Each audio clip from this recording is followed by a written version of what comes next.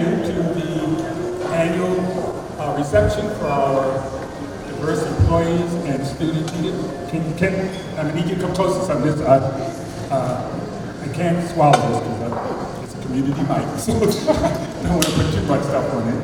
I don't know if I'll get feedback if I come out too far. But welcome. It is great. I hate to stop people from talking because that's what we want. We want people to meet somebody who they did not know before they came here. One of the purposes of tonight's event.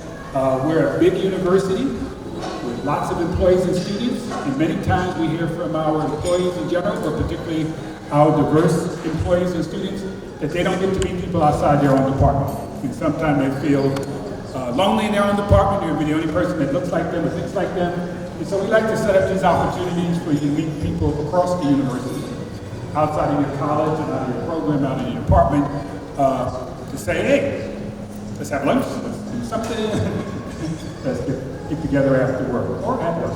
Let's do a research paper together, interdepartmental, interdisciplinary. So we have all of those things we hope happen with an event like this. And we hope that there will be other opportunities from today that you will decide to interact with people you meet and other people who could not be here tonight.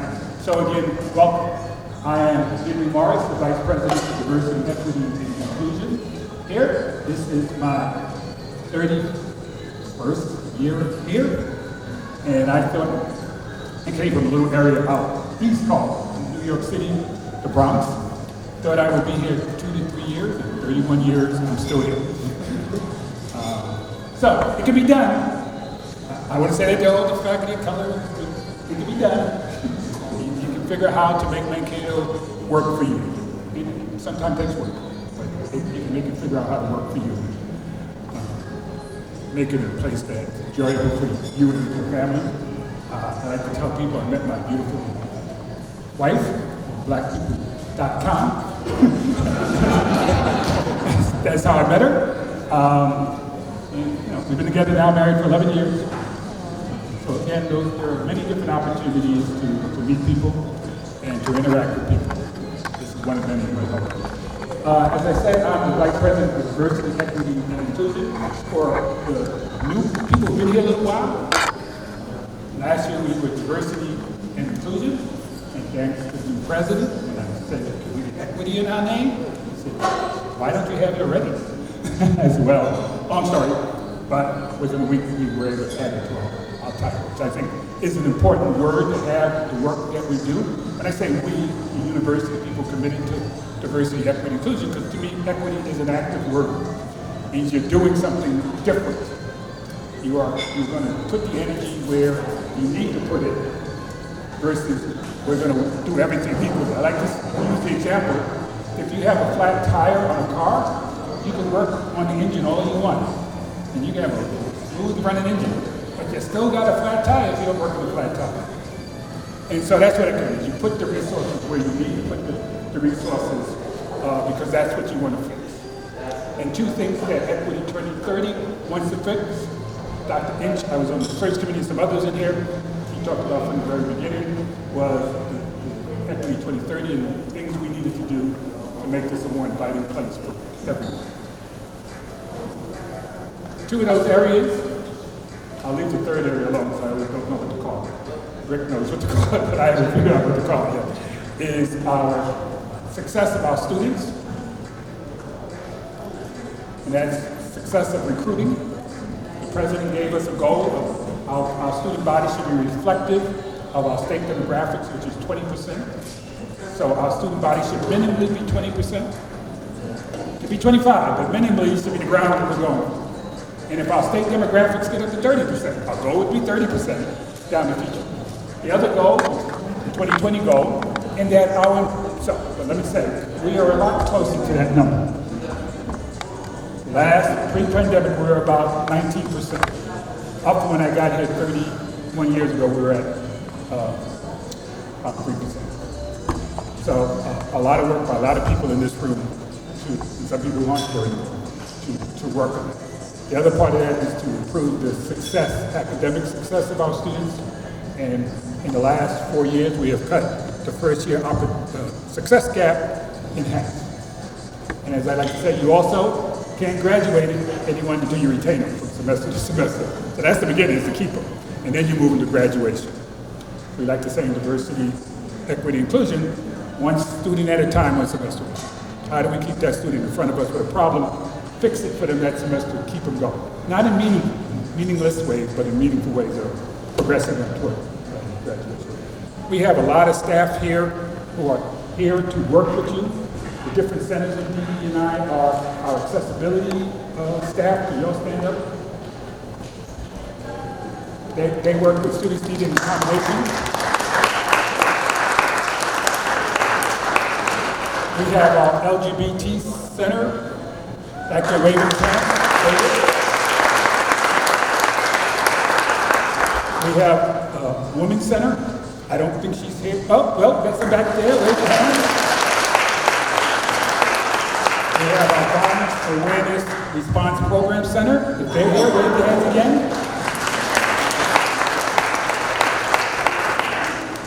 We have our Multicultural Center staff. Raise your hands. And we also have our Multicultural Equity and Access Center. Can you all raise your hands?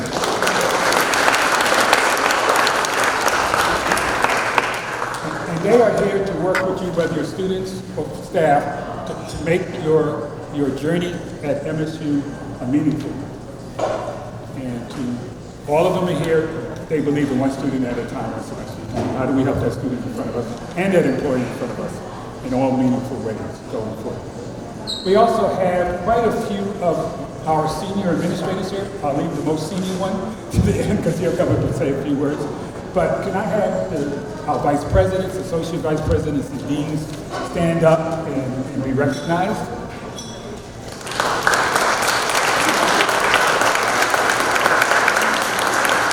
That really works. Everybody else has to sit down, I guess, and then maybe stand up and distinguish. But we have quite a few of our senior administrators here to show their commitment to diversity, equity, and inclusion.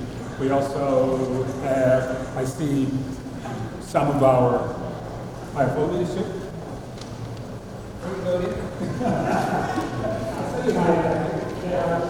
How you doing?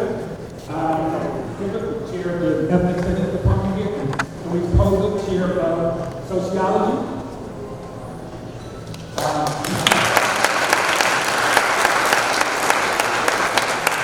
And I believe Rihanna Stiff is going to come down. They have a Senate meeting. She's going to come down after the Senate meeting and break bread with us. I want to give a special thank you to Kenneth Reed, our Director of African American Affairs.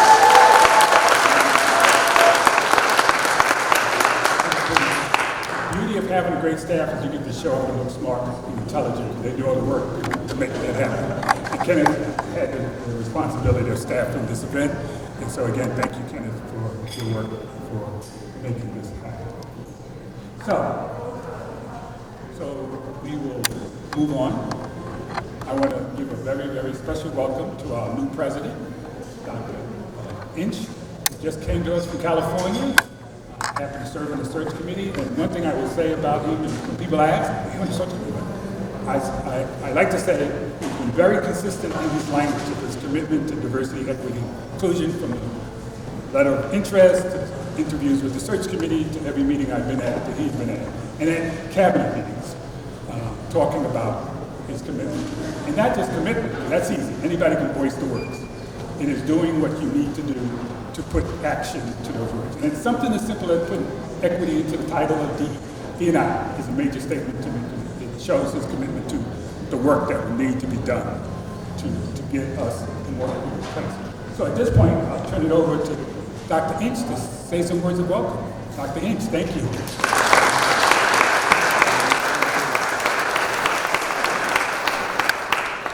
Well, thank you all for being here tonight. It's nice to see so many people engaged in conversation.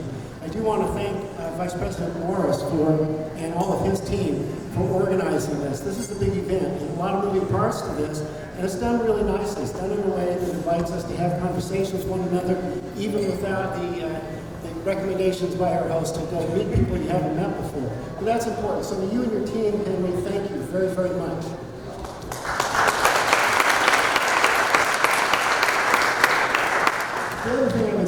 the last week or so, with all the different events that have been going on campus, and this week I've been on a pretty steady diet of catering.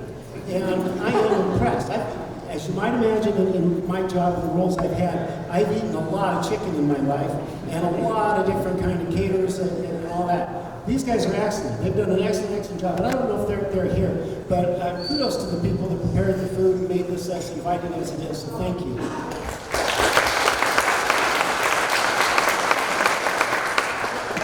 And to Henry's point, one of my great regrets at the beginning of my career was I was a probationary faculty member at Pacific Lutheran University, and at the end of my probationary period of putting together my tenure and promotion file, one of the requirements was that I had to have 2 letters from people outside my department write a letter in support of my candidacy. And after 6 years, I became really aware I had not met anyone outside my department. That is not a good plan. That is not a recipe for success. And I did become very committed after that, and you probably heard me speak about it a lot, is that we are stronger by virtue of our community. All of our different lenses of where we come from, our paths in life, our disciplinary lenses, our research interests, together, those are strength. Individually, we can get lost. And so having events like this are terribly important to the health of this community, to the health of each other, and to support each other in our endeavors and what we're trying to accomplish. When I got here, there were 5 different sets of commitments I think this campus ought make to one another, to our community, to our students, to families that send their students here in our communities. And those commitments, I'm sure you know, they deal with everything from enrollment to how we use our resources, to what is the student experience that we hope that our students have, to how do we take care of one another, our mental health and well-being, our physical well-being. And then I put as the 5th one, the one that I usually talk about as the most important, because if you don't do this one well, the rest don't matter. And that has to do with our equity inclusion. How do we become a welcoming campus that provides an equitable education, access to a degree, and how do we accomplish that in a way that celebrates the diversity that this campus has and supports the long-term success of our community and our state. If we don't have that right, we are in trouble, because we are stronger in community, and if we differentiate or separate one another in ways that are not helpful, we undermine our opportunities for success. And so, you know, the commitment I came in with, which I was just sharing with somebody, is the minute we admit a student to this university, we've said that they should be here, that they can be successful here, and that we believe in them. And that means that the rest of what we align ourselves to, our retention strategies, our financing strategies, everything we align to after that is how do we support them to success. And not every student, and this was the battle I got to fight a long time ago, and I'm glad you brought it up, is that is not to say you give every student the exact same thing, because they don't need the exact same thing to be successful. Every student is a human being that has individual needs, has community needs that are unique to that person. It can't just be transactional. It is about the relationship we want to create and have with each of our students so that we can help empower them to be their best selves, to find their passions, and to follow their dream to be successful. That's the work that I think we are doing here. I'm very excited. I told Henry early on, I've been excited and impressed with the quality of work that has gone into the diversity plan, the strategic plan for diversity, as well as the recommendations from the President's Council on Diversity and Inclusion. That work needs to continue. There's more to do. But we have a good start. There are good things in place. There's work to do. And some of it's heavy lift. But at the end of the day, if all of our students are empowered to leave this place and be successful and rise up their families, their communities, and their state, we all live a better life. We all live in a better community. We all live in an environment where we mutually are able to support one another, which is why things like this are so, so important. So thank you again for being here. I really appreciate the interactions that are going on. And as I told the reporter to the student paper today, is we are stronger in the community because we share and celebrate the events and features of our lives that are worthy of sharing and celebrating, and this is wonderful. So thank you very much.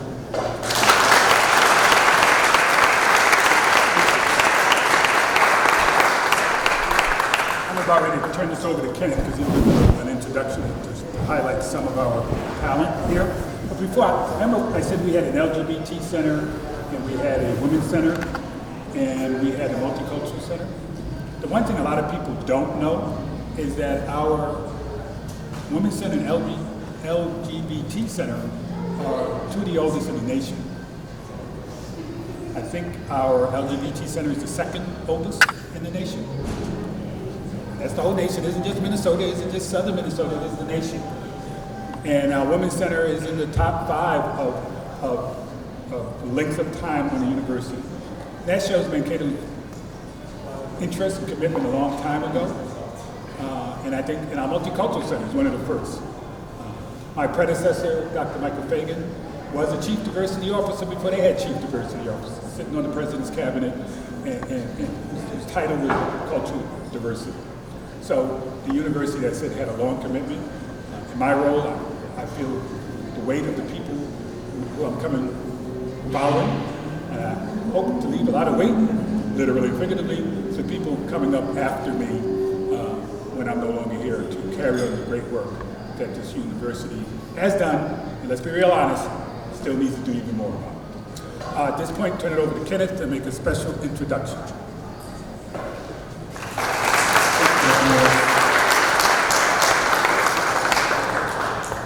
Good evening, everyone. I just want to say thank you again to my wonderful staff that's sitting over in the corner there for assisting me for this. There is no I in team, and we could not have done this without my staff and everyone else, including Delia in the back. Delia, please stand. We want to say thank you to Delia as well. We hope that you all are enjoying yourselves. It is a great honor and privilege that I introduce to you tonight one of our student performers. She is a biology major from Minneapolis, Minnesota, who, I must say, is just a rock star. I have known this young lady for about 4 years now. She is a true leader, confidant, and support system to her peers. She has served as a campus community. She has served our campus community as a student, a scholar, as her transcript shows, BSU e-board member, and then moved up to BSU president. She has since passed on the baton. She also serves us as the multicultural student leader, helping all of the directors in the Multicultural Center. Without further ado, please help me welcome our next performer, Ms. Bola Ogulani.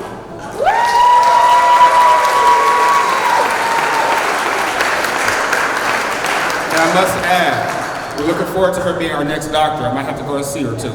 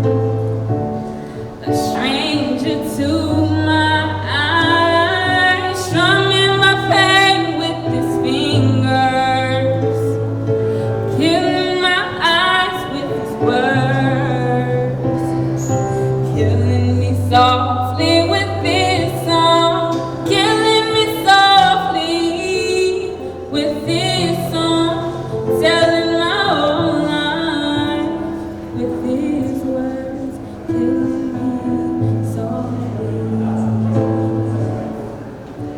with this song.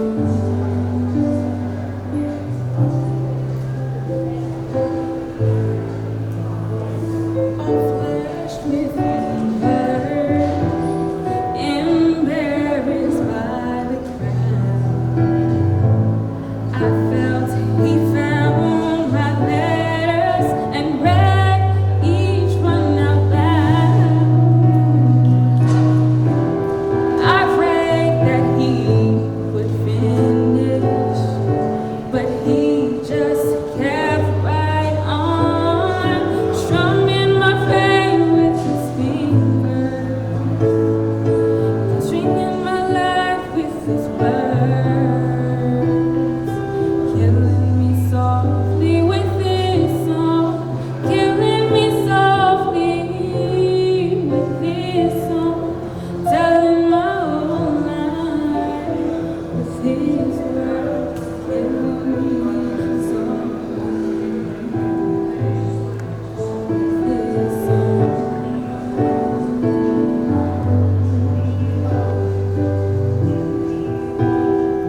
This song, singing my life with his words, killing me softly with this song, killing me softly with this song, telling my whole life with his words, killing me softly with this song.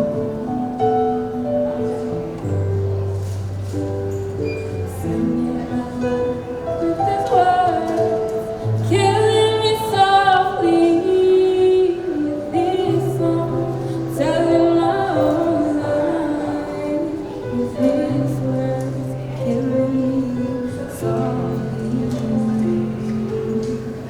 with this song.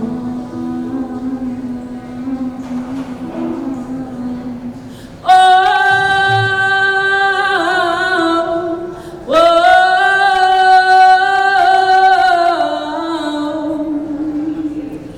la la la la la la, whoa, la, whoa, la.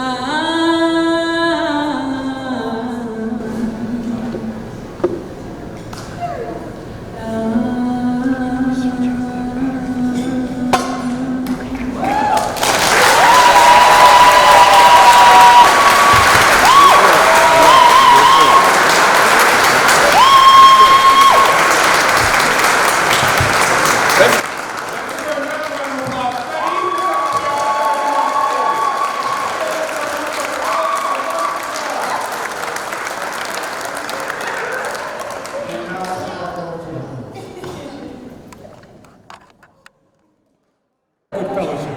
Thank you for coming, and again, try to meet one or two people you haven't met before. Thank you.